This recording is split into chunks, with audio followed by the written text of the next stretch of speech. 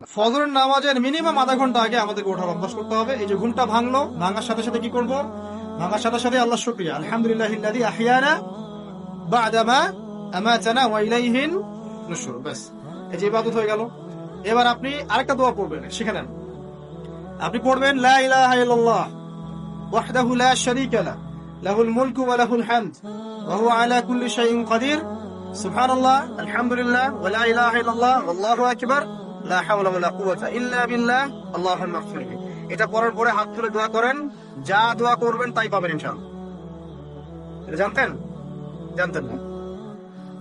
তো এই দোয়াটা হচ্ছে দোয়া কবুলের অস্ত্র। ঘুম থেকে ওঠার পর যদি এই দোয়াটা করে দোয়া করেন, ইনশাআল্লাহ দোয়া কবুল হয়ে যাবে ইনশাআল্লাহ। আমাদের জীবনে চাওয়া পাওয়ার কি অভাব আছে? প্রচুর চাওয়া পাওয়া। বৈধ চাওয়া পাওয়া গুলোকে পাওয়ার জন্য আল্লাহর সাথে সম্পর্ক করতে হয়, আর আল্লাহ পাকের সাথে সম্পর্কে কিছু ওসিলা মাধ্যম লাগে। এই দোয়াগুলো হলো মাধ্যম, আমলগুলো হচ্ছে মাধ্যম। তো আল্লাহ পাক যেমনটা বলেছেন, ফাজকুরুনি আযকুরকুম ওয়াশকুরুলি ওয়া লা তাকফুরুন, তোমরা আমাকে স্মরণ করো, আমিও তোমাদেরকে স্মরণ করব। আল্লাহ পাক তো এভাবে বলেছেন, যখন একজন মানুষ মনে মনে আমাকে ডাকে, আমিও মনে মনে ওকে স্মরণ করি।